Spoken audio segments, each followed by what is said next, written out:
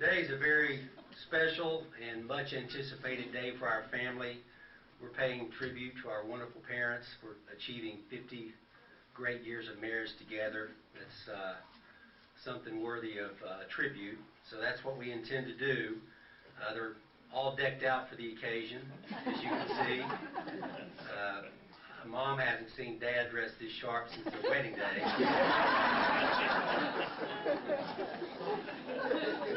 Whatever it takes to get him to put on a tie, right? Now this is no ordinary Sunday. Any other Sunday, right about this time, they'd be getting ready for the early bird special down at Captain D's.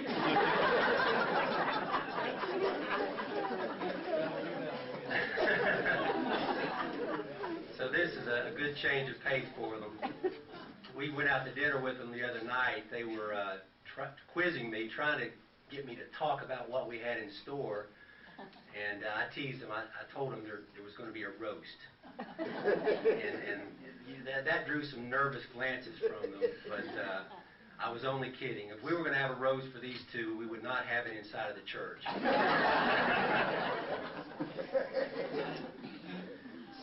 The four of us, we wanted to share some memories and our feelings about our parents. We also wanted to give them something to keep.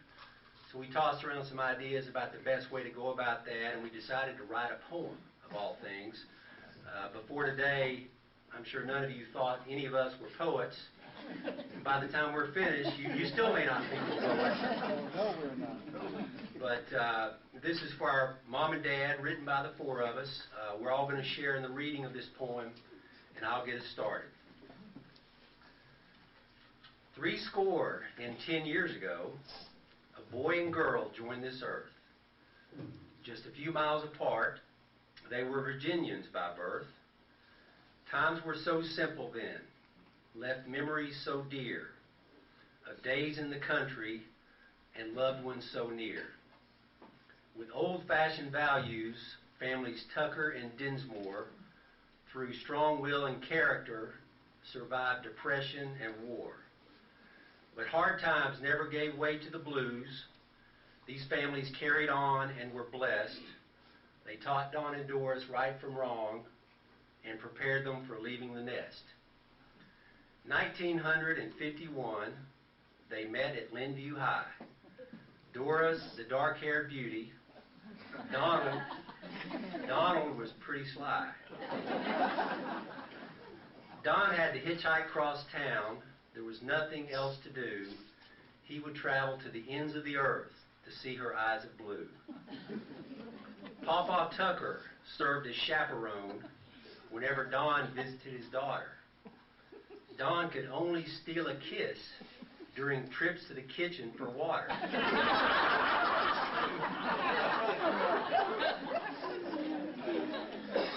But a protective Mr. Tucker got wise. Before Don could get very far, he served a full pitcher of water so they wouldn't get up anymore. In time, they became lovebirds, stargazed looks in their eyes, the sounds of Elvis and Sinatra, serenades under Tennessee skies. The wedding took place on the 6th day of May. Donald was a nervous wreck. He nicked up his face while shaving that day, lots of tissue all over his neck. With family and friends assembled, appeared Doris, the radiant bride. When Don caught the first glimpse of her, his raw nerves fell by the wayside.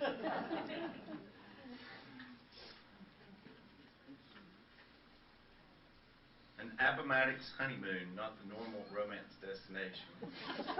More like a place for history buffs, Don got a room with no reservation. Headed to Richmond to start a new life while working and going to school. Don the belly swelled up from Doris's good cooking, a few extra pounds but still looking cool. Bowling, rook, and canasta they played, precious friendships and memories they made. Came home to Kingsport in '57. This marriage was truly a match made in heaven. One car was all they could afford during the lean early years. Soup, beans, cornbread, and potatoes were Dot staples of theirs. But they grew a little nest egg while cutting corners for a while. Their hope of starting a family made the sacrifice worthwhile. The Dinsmore name is Scotch-Irish, we're told. Donna Doris had a tradition by adding more D's to the fold. First came David and Danny, then Donna and Darrell. Add the D cats and dogs, and their name choices were narrow. Distant childhood memories stir up feelings to this day, like kittens born in the closet or bowling in the hallway. Getting ready for church on Sunday, 4 kids lined up side by side. Mom's busy getting us ready while Dad's blowing the horn outside.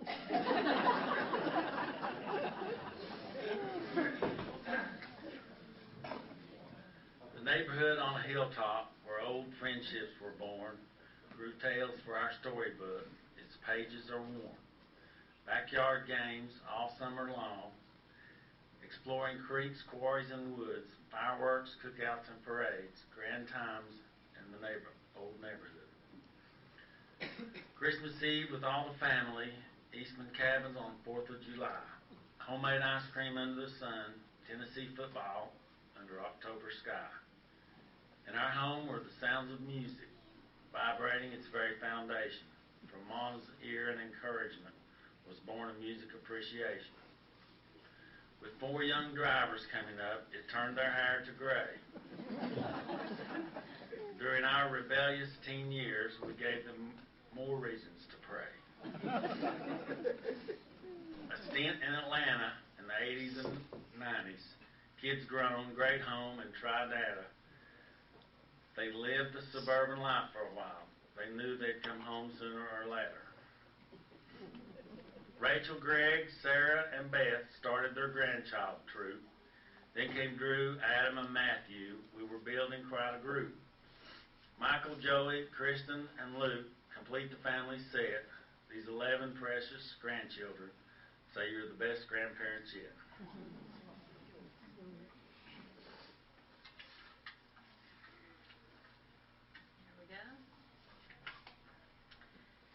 Doris is a loving, caring soul, always there to lend a hand, has a wonderful sense of humor. The 4 of us are her biggest fans. She's always full of wisdom, but not in a forceful way. She brings the perfect soft touch in the things she wants to say. In her spare time these days, she's a whiz at the computer, surfing the web and emails galore, playing challenging games that suit her. Dawn's love for family and friends he handles with devotion, a balance of firmness and sensitivity, not afraid to show emotion. He's a staunch conservative, thinks Ronald Reagan was great, a Fox News political junkie. He enjoys a spirited debate.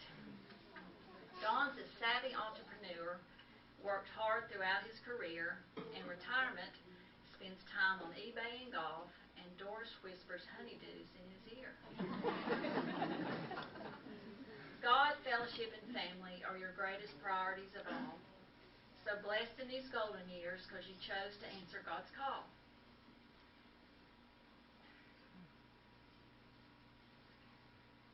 The family and friends who are here today, and others that knew you along the way, bid a toast and say thanks to this pair. Job well done, your marriage is rare. This hallowed milestone will soon be surpassed. We'll harvest more fruit from seed you have cast. The honest virtues of respect, trust, and giving bring smiles and hope to all the living. With affection from this gathered chorus, today we honor Dawn and Doris. 50 years and counting, your marriage lives with love abounding. And this was written with much love and respect from the 4 of us, and we've got it in a better version than this right here. So we'd like to present it to you.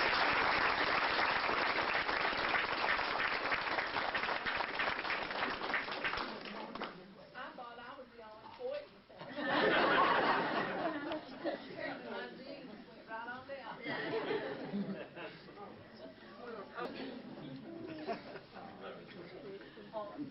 Kristen Dinsmore has something she wants to share. My couple or quad of hair. It's a wonder they've kept their hair. Mama is so sweet and is great on the computer. She should come to my school and be an email tutor. Papa is so funny and is the leader of the band. He always has the remote control firmly in his hand. Your children and grandchildren are lucky to have you around. We're so blessed by the love you found. We will always remember you for what you have done and making our memories so special and fun. I love you.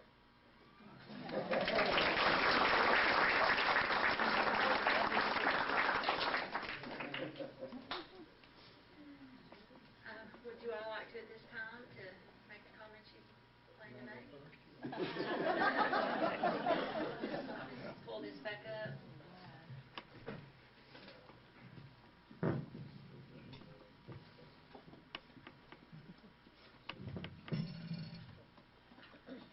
As you're all about to find out, I'm not a public speaker.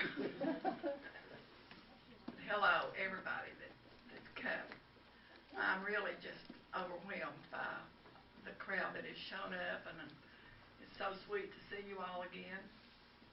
This has been a really wonderful celebration that our children have planned for us, and we are so thankful for it. By the way, in case you haven't noticed, we are all D's, but they took care of that part. They introduced themselves, and down the years, our pets were all named D's. I mean, most all of them were, and it got really confusing sometimes, especially when you're yelling it for somebody. You might go through several names before you get the right one.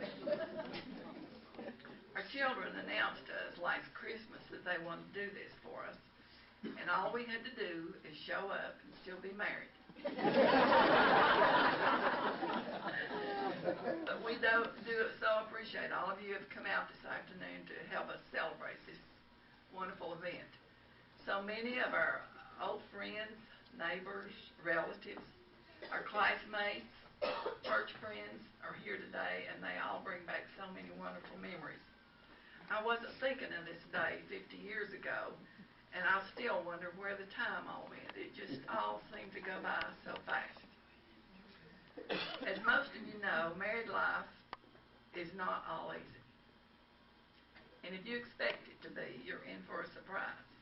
It is full of joys, great family times, countless birthdays and holidays, lots of fun, trips, meaningful conversations, and all those good things that make up daily family life. It is also scattered with times of sorrows, regrets, doctor visits, car wrecks, numerous car wrecks, disappointments, hidden report cards, broken arms, bad hair days, and spit up on your best dress right when you're fixing to go to church. But the positive and the negative times of married life all go together as part of the total package. We have really been so blessed. God has been so good to us to give us 4 wonderful children and 11 grandchildren who've given us a lot of memories to think about over the years. And now they're giving us some new ones this afternoon, brand new. In family life, everything you do is making memories. I have a little comment I want to make about marriage in general. Love is a given. We all know that part. But right up there at the top in importance is respect. You can't have one without the other, and they really go together. Another important thing is a highly developed sense of humor. That has gotten us through many times where we had to decide whether we were going to laugh or cry, and we would rather choose to laugh when we can. Some things that are funny in the retelling were not so funny while they were happening. But we have a lot of funny stories in our life together that are just, I mean, they're really hilarious when you think about them. But I won't go into all those. Many years ago, I believe that God brought us together. He has kept us together, and we're hoping that we can stay in step with Him right up to the end. Thank you all so much for coming. It's been an awesome celebration.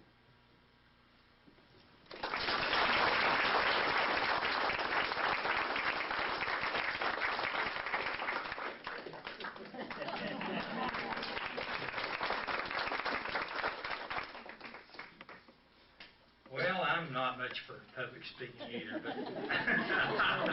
I'll try to do my best.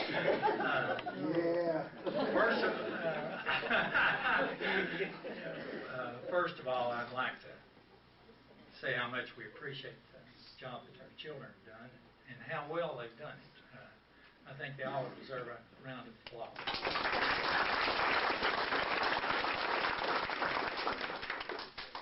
Actually, as kids growing up, they were always very well behaved and obedient. That is, until we got out of sight. Then we really didn't know what to expect. We had some problems along the way, but basically they were very good children. And they made it through, and we made it through, and we just thank God for them. And it's been a wonderful experience having, just to be their parents, to be the grandparents of their children.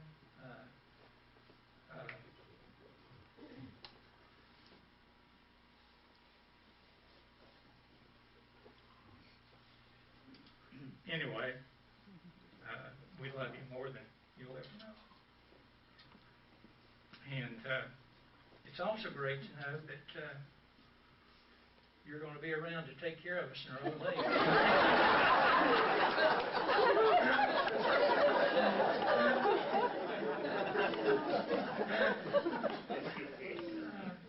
And we want to thank each of you all for being here.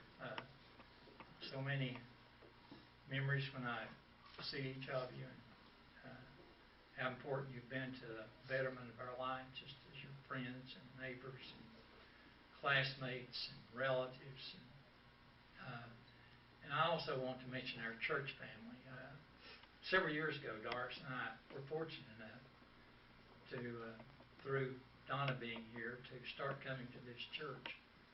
And it has just been a wonderful experience. The people here are just the most giving, caring, loving, helpful people that I've ever seen. And it has done so much for us as we've grown older, and it's really helped us to appreciate and know what the real meaning of life is, and the fact that there is going to be another life. One of the people that was going to be here is my sister, Jenny. Jenny's 3 years younger than I am. She lives in Tulsa, Oklahoma. And she is just the dearest sister in the world. And she and Donna, or Doris, are like sisters. They are as close as any sisters I've ever seen. But she came down sick right before she had come. And so she's not here. And we miss her. Our best man here is, if I can find him, Emery, where are you at? Yeah. Emery was our best man. He and I started school out together over at State. And he has been, Emery's just a man of great integrity. We probably, in our entire lifetime, though, have probably not ever agreed on hardly anything.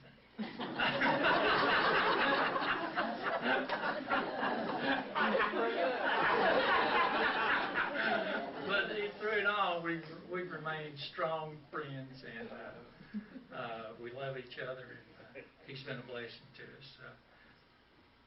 I'd also like to mention my son-in-law, David Patrick. For you, David.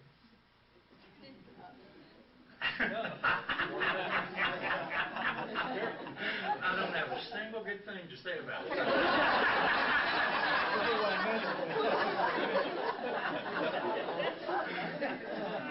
No surprises here, is Well, David and I kid a lot. But he had just been such a wonderful husband to my daughter.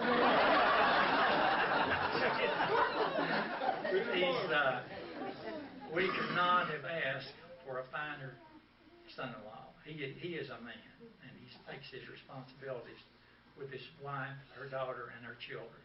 And he's a great example for all of us. And then we have Kathy. Danny's wife, they've only been married a year. They live in Charlotte, and she has just treated us so well. We've been down to visit, and we could not ask for anybody to be kinder or nicer to us, and we love her very much too. Let's see, who else could I talk about?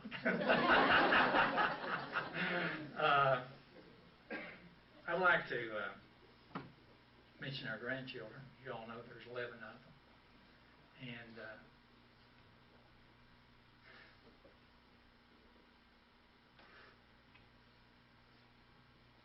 each of them are unique in their own way. They have extended the betterment of our life to a dimension that we would have never known. And we just care so much about them. It's been so interesting to watch them grow up and develop, and hopefully to become good citizens and good people, and I think they will. It's just, you know, before we had grandchildren, we never thought about what it meant to be a grandparent or what have you. And we never realized how much you could love your grandchildren. As you all, many of y'all are grandparents know, and they're just an extension of your own children. And we're just proud of all of you, and it's been a joy and great deal of happiness to have you in our lives. Now I'll get to the hard part. I want to talk about Doris.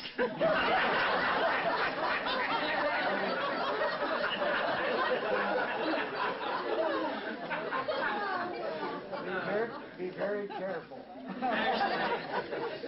Actually, the reason we stayed together 50 years is because we've always managed to stay color coordinated.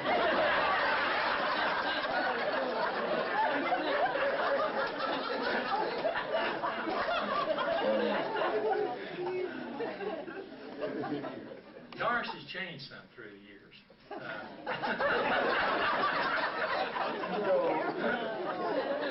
told you, be careful. You know, some good, some bad. The good generally outweighs the bad. But I noticed she's gotten a little bossier. No, I mean, she really has. You're not being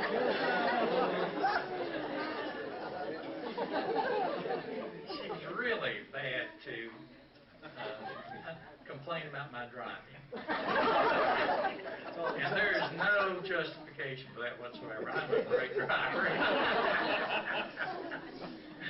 And another thing that makes me a little mad, she tells me that I'm losing my hearing. Honey, you need to go get a hearing aid. I hadn't noticed I'm losing my hearing. As far as I'm concerned, I hear fine. But that kind of irritates me a little bit.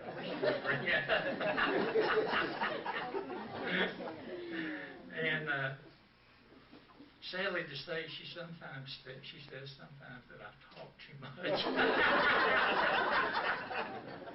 Now, do any of you all think I talk too much? We go out with dinner with Bill and Loretta Allen. I do like to talk, you know. And sometimes they'll be through with their meal, and I'm just getting started. Because I'm talking. Anyway, those are mostly any negative things. I've got to say, honey, I guess I'll stop there.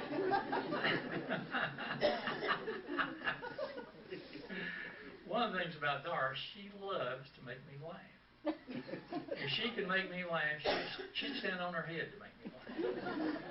And if I have just really, she says or does something that just tickles my funny bone, she gets so excited. She just loves to make me laugh. And we've had a lot of great laughs together. and we shed some tears.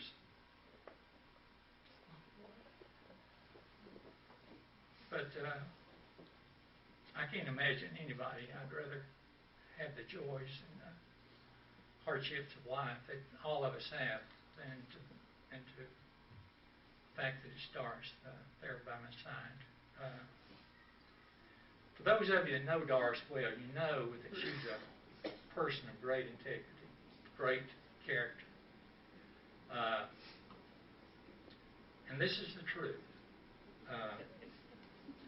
I have never known her to deliberately go out of her way to hurt anybody, except a few spankings she gave the kids. But she's not malicious in any way. She's never done anything to anybody that you would knowingly hurt them. I've never known her to take anything that did not belong to her. She's one of the most completely honest, kind people that I've ever known. I've never known her to tell a lie unless it was to keep from hurting somebody's feelings. And I've never known her to take the Lord's name in vain. So she is a person of impeccable character. And I just feel so blessed that God gave me this woman to spend my life with. But there is one drawback. I want you to know it's really hard to live 50 years with somebody like that.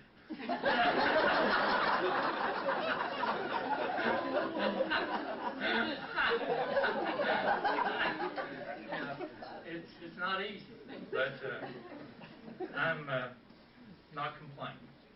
Anyway, thank you all for all of you being here.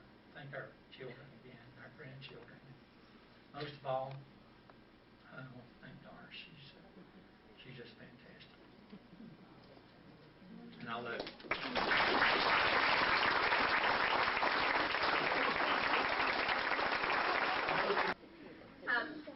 To close this sharing time out, we would like for Luke Conway, our pastor, to close it out with a blessing, if we would. We're just very pleased and honored that he's here with us today. He's very special to my husband and sons, and I know very special to my parents. So after Luke closes us with prayer, I hope that you all will still stick around and enjoy the food and mingle and just relax and have a good time. And we do thank you for coming.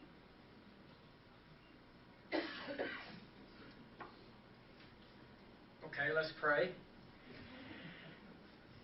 Oh, gracious God, we're thankful for the gift of our faith and family and friendship, and for this day, and for Don and Doris and their life together and the love they have for each other and their family.